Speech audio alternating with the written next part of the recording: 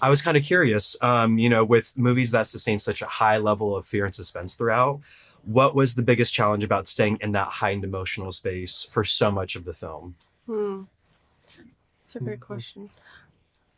I feel like the challenge in it is almost finding the dial of how scared you should be in certain parts versus others. Because if you're at a certain level the whole time, you have to find scale in it. So I thought it was interesting to kind of see, where you really got to push yourself and perhaps where there's kind of more coping aspects to it, because a lot of it is also, I think, as much of it is, the characters being scared, it's also the heartbreak of something that they loved kind of going mad. For me personally, there's no problem for me with scary situations because I can't hear what's going on, but it's everything I see, feel, and smell.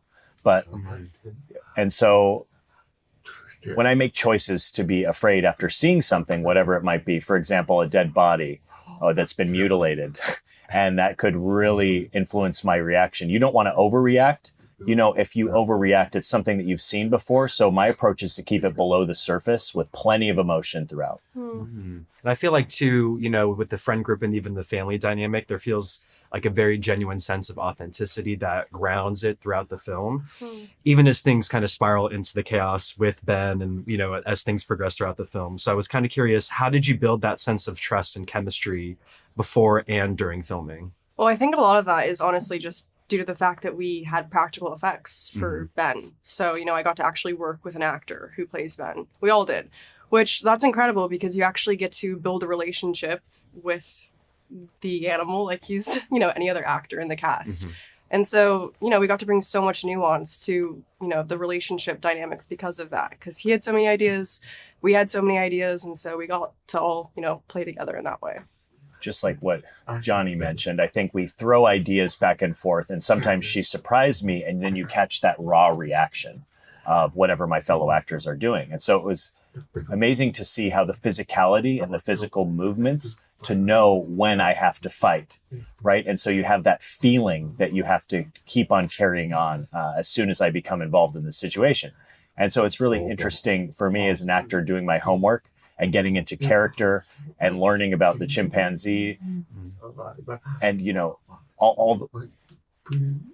and so when Ben shows up for the first time, I think it was really awesome. It was an awesome experience. You're really reacting to what you're seeing, which looks scary, Yeah, and I'm kind of curious too, because with the practical effects with Ben and the actor who portrays him, what was this? Was there ever a scene that like genuinely scared you? Because I was watching, I would see the drool like dripping from the mouth and the intense features gross. of the face. It was so visceral. So I was curious if there was any scene that actually made you really, truly terrified.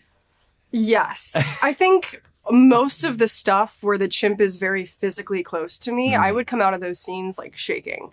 Because, your body doesn't know what's real or not. Your mind can tell your body or try to, like, hey, this is not actually a chimpanzee trying to kill you, but it feels like it to your body. So, yeah, I had a lot of scenes where I was like, we just had to take deep breaths afterwards, calm yourself down, make sure your body knows you're not actually being killed by a chimp. So I'm a dad in real life, and I'm a dad in this film. And so in this film, I trust my daughter and her friends. They seem mature. They've been off at college. I know they might party a little bit, but I feel pretty safe leaving them at home. There's no one really around. I feel like they'll be safe. But, Ben is the family pet. Ben keeps them company, but of course, in not a way that we expected. When I come back, everything has turned into a big mess.